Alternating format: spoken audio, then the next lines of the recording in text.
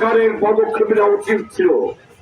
আজকের এই ভৈরব চত্বরে যুব মজলিসের সমাবেশ থেকে আমরা কঠিনভাবে দাবি করছি আপনার কাছে অনতিবিলম্বে ভারত সরকার প্রতি কঠিন বার্তা পাঠান।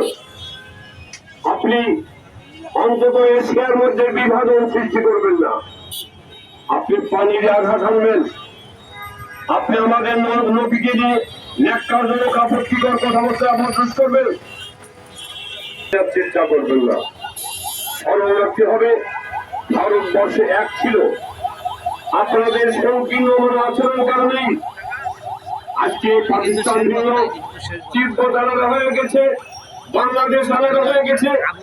অনদিনে আমরা ভারত খণ্ড বিখণ্ড হতে পারে। আপনাকে হুঁশিয়ার করে দিচ্ছি, আসুন প্রতিবেশী দেশ রাষ্ট্রীয় পর্যায়ে সকল ধর্মের মানুষ সহবস্থানে চলতে পারে। আপনার শিক্ষা নিতে হবে বাংলাদেশ থেকে।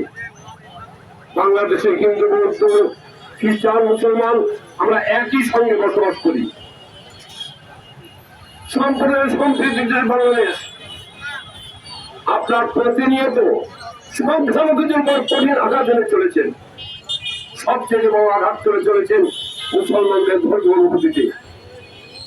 আপনাকে হুঁশিয়ার করে দিচ্ছি, যদি আপনি সাবধান না হন, সমাজ দিয়ে পারবেন না। বন্যা পান যেমন ছেড়ে দিয়েছেন, যেমন আপনার চতুর্দিক থেকে আমরা পরে এমন খণ্ড বিখণ্ড ধরনের আঘাত চলবে, সামাল দিতে পারবেন না। অনতিবিলম্বে ভারতের অ্যাম্বাসেডর আছে, বর্তমান অন্তর্বর্তীকালীন সরকার দৃষ্টি আকর্ষণ করছি, ভারতের অ্যাম্বাসেডরকে আপনি বার্তা পাঠান, অনতিবিলম্বে তার ক্ষমা দিতে হবে, যেমন মুকুল শর্মার ক্ষমা দিতে হয়েছিল। আপনাদের চরিত্র পাল্টান, আপনারা মানুষকে শিক্ষা দিতে চান।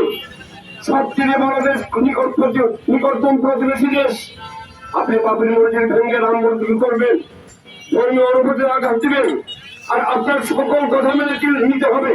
আপনার জবাব তো পাওয়া শুরু হয়েছে, আরো বহু জবাব রয়েছে, আপনি সাবধান হন। সুতরাং ভারত সরকারের প্রতি গোলাপ আহ্বান জানাচ্ছি, অনতিবিলম্বে রামগিরি মহারাজের ফাঁসি কাছে ঝুলান, আইনের আওতায় নিয়ে আসেন। ওই বিজেপি নেতা আপনি তাকে লেলিয়ে দিয়েছেন আপনার রাজনৈতিক স্বার্থ চরিতার্থের জন্য। বর্তমান হিন্দুদের ঠেকাতে পারছেন না, এবার হিন্দু মুসলিম দাঙ্গা বাদিয়ে দিয়ে আপনি রাজনৈতিক স্বার্থ চরিতার্থ করবেন। মানুষ বোঝে, আপনি একা বোঝেন সেটা নয়, আপনাকে বুঝতে হবে, দেশের মানুষ বোঝে। সুতরাং এই রাষ্ট্র আহ্বান থেকেই আজকে যুব মজলিস কর্তৃক যে প্রতিবাদ সমাবেশ করেছে, এই প্রতিবাদের সমাবেশ থেকে আবার আহ্বান জানাই, আসুন প্রতিবেশী দেশ আমরা মিলেমিশে চলি। এদেশে যত হিন্দু আছে আমরা আগেই জ্ঞাপন করতে হয়েছি, কোন হিন্দু বাড়িতে আঘাত হবে না, কোন খ্রিস্টান বাড়িতে আঘাত হবে না। ওরা এই দেশের জনগণ, ওরা এই দেশের মানুষ, কোথাও আঘাত আমরা সব পাশে আছি। আপনি আমাদের ছোটদের থেকে শিক্ষা গ্রহণ করতে জানেন না। যেখানেই সংখ্যাগরিষ্ঠ মুসলমান আছে সেখানে অন্য ধর্মের মানুষ নিরাপদে আছে, যেখানে হিন্দু সামান্যরা সংখ্যাগরিষ্ঠ আছে সেখানে সংখ্যালঘু আঘাত। সুতরাং আমাদের দেশ থেকে শিক্ষা গ্রহণ করুন। এই আহ্বান দেখি আজকের মধ্যে গানে শেষ করছি। আলহামদুলিল্লাহ রাব্বিল আলামিন। আমাদের সমাবেশ শেষ পর্যায়ে, সমাবেশের পরে আমাদের মিছিল